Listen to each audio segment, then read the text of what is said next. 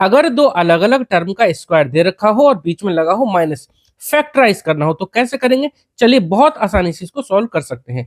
NCERT new book से class 8 chapter number 12 factorization example number 6 करेंगे। Factorise, यहाँ पर देखो 49p² माइनस 36, इसको हमें फैक्टराइज करना है। तो सबसे पहले तो हम इसको फैक्टर के फॉर्म में लिख सकते हैं। यानी 49 क्या होता है? 7 का स्क्वायर होता है, यानी 7 इंटू 7 49 होता है ना। तो 7 का स्क्वायर होता है और पी स्क्वायर ये पी का स्क्वायर है। तो 49p स्क्वायर को मैं 7p का होल स्क्वायर लिख सकता हूं कि नहीं बताओ? 7p का जब आप होल स्क्वायर करेंगे तो 49p स्क्वायर आएगा ना। ये स्क्वायर इन दोनों के लिए है। माइनस 36, 36 हमारा 6 का स्क्वायर है। 6 इंटू 6 होता है ना 36। अगर आप डायरेक्ट ऐसे नहीं निकाल पाते कि 36 किसका स्क्वायर है, तो आप इसके प्राइम फैक्टर करके देख सकते हैं। 36 के प्राइम फैक्टर करके देख लीजिए, 6 का स्क्वायर आपको मिल जाएगा।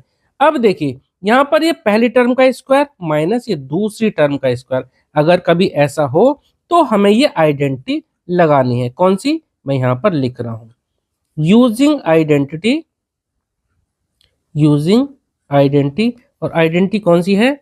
ए स्क्वायर माइनस बी स्क्वायर।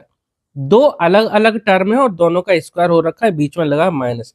तो हम उसको लिख सकते हैं क्या? एक बार इन दोनों टर्म को लिख दो प्लस में, स्क्वायर हटाने के बाद ए प्लस बी, और इसी ब्रैकेट के साथ दूसरे ब्रैकेट में माइनस में लिख दो ए माइनस बी। बात आपको समझ में आ गई? स्क्वायर थे दोनों पे, हमने बिना स्क्वायर के एक बार प्लस में लिख दिया, एक बार माइनस में। ये हमारी आइडेंटिटी यूज होगी इस क्वेश्चन में। ठीक है, फैक्टराइज करना है। तो यहाँ पर हमें ए की वैल्यू मिल जाती है, यानी ए को इससे कंपेयर करते हैं तो 7p और बी को कंपेयर करते हैं तो 6 हो जाएगा। ठीक है, तो यहाँ पर हम लिख देते हैं ऑन कंपेयरिंग, ऑन, ये काट दिया मैंने, ठीक है, on comparing with, sorry comparing की स्पेलिंग गलत लिख दी, चलो कोई बात नहीं। तो on comparing with above identity, on comparing with above identity.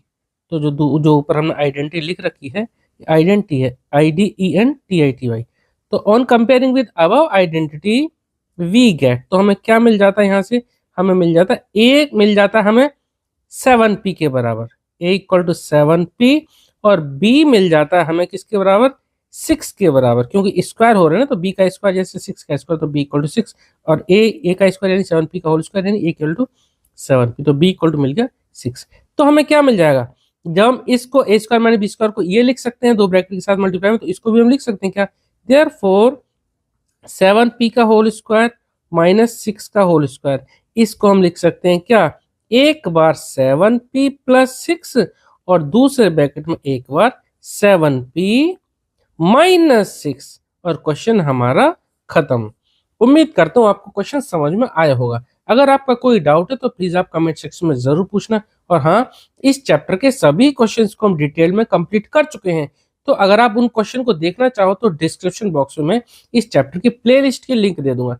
आप डिस्क्रिप्शन बॉक्स चेक करना, तो प्लेलिस्ट की लिंक जब खोलेंगे तो ब्लू लाइन पे क्लिक करना, आपको जोन से क्वेश्चन में डाउट है आप उस क्वेश्चन को वहां से देख सकते हैं। चलिए मिलते हैं नेक्स्ट वीडियो में। Okay, thank you.